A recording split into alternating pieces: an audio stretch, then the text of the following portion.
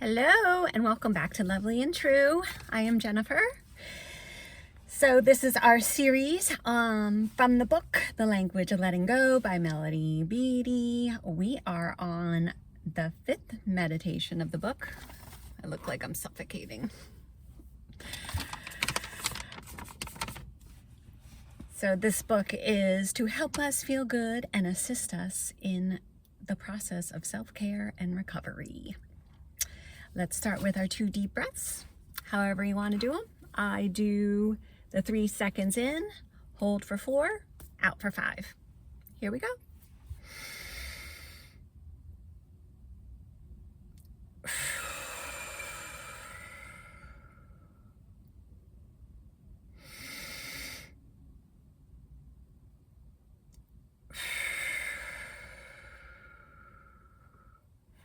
All right, we'll start with a serenity prayer.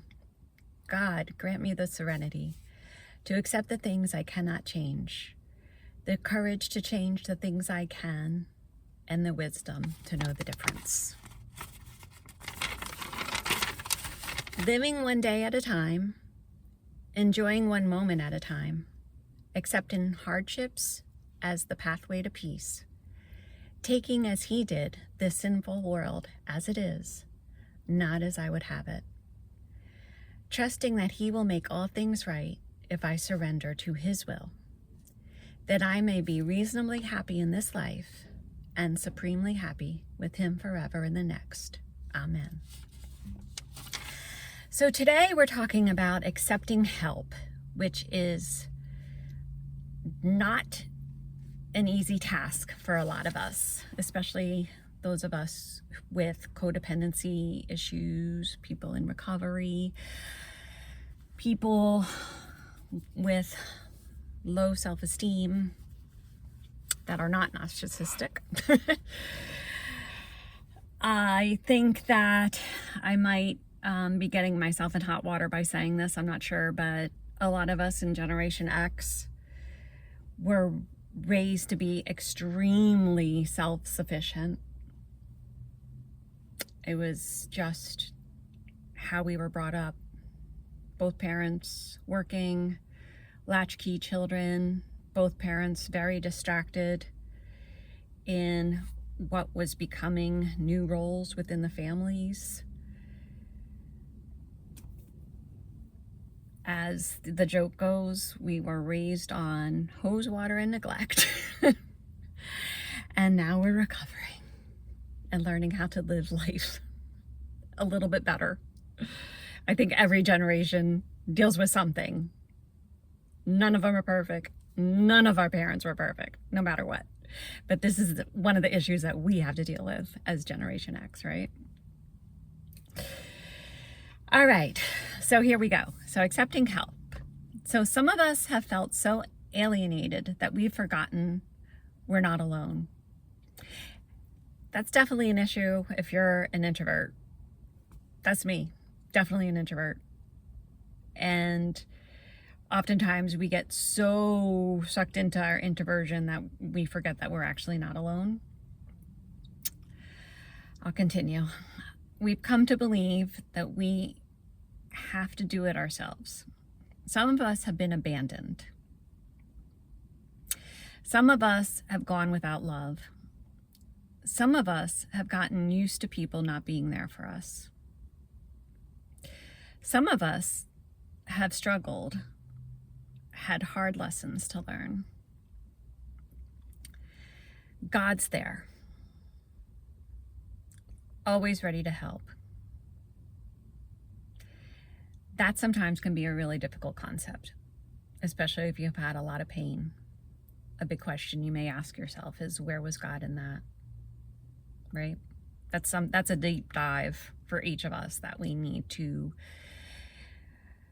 come to terms with. We have to remember that he didn't cause the pain. He didn't cause the abandonment. He didn't cause the trauma. He was there. He was still there, seeing all of it and understanding that he knows our pain and can sympathize with our pain having become man walking this earth. And you can go through the Gospels and see what Jesus dealt with. He's not the warm and fuzzy thing that, this world tries to make him out to being. He's actually a man who dealt with a lot of pain in a very short lifespan. So going back to our pain, God was there. He saw it. He saw the injustice. He saw what happened to you. And we need to remember that only God can make all things new, and only God can take the horrible and use it for good.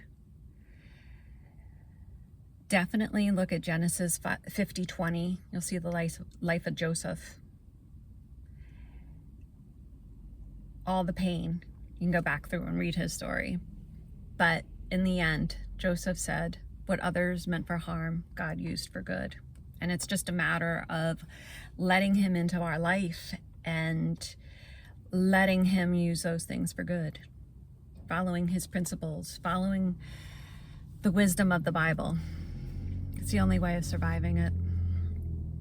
I'll continue. God's there, always ready to help. There is an ample supply of people to care about us too. And that's something we have to remind ourselves.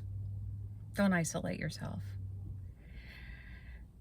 I feel like this day and age, good, honest, trustworthy people are very hard to find, but they're there, and they need you just as much as you need them. I'll continue. We will, if we want to, we will receive love, support, comfort, and nurturing. It's a matter of letting that little bit of light in. It's a very small step, but you just keep going. Learning who people are, be sensitive to who people are, trusting your intuition. And you're able to open that door a little bit wider, a little bit wider, a little bit wider, right?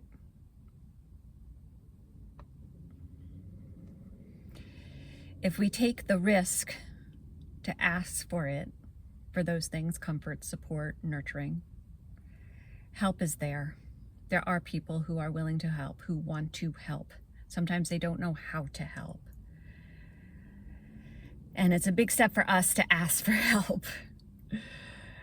But it is there. And we just have to take that risk in asking. We can draw on the strength of our recovery group, if you have one, and allow ourselves to be helped and supported by God. Friends will come, good friends. We aren't alone, and we don't have to do it ourselves. We were never meant to do it ourselves.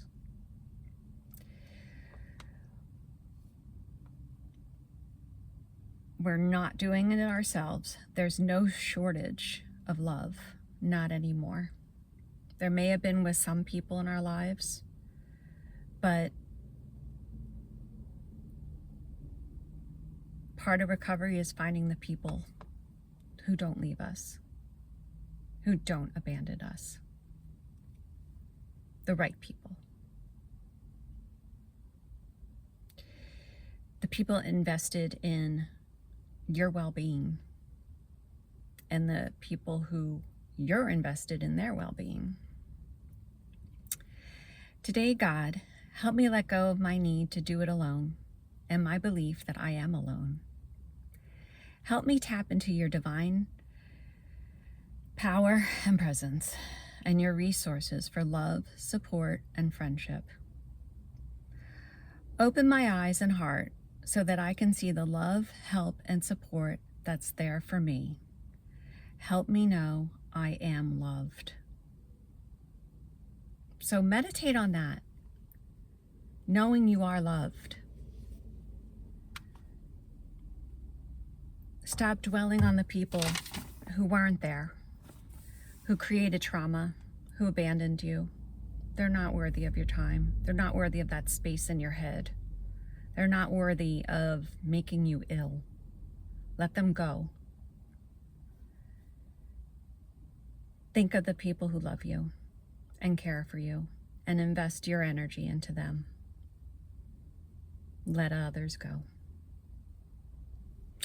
So if you like this, please hit subscribe, comment down below if anything resonates with you, and hit like and the notification bell if you want to continue on this journey of this book, The Language of Letting Go.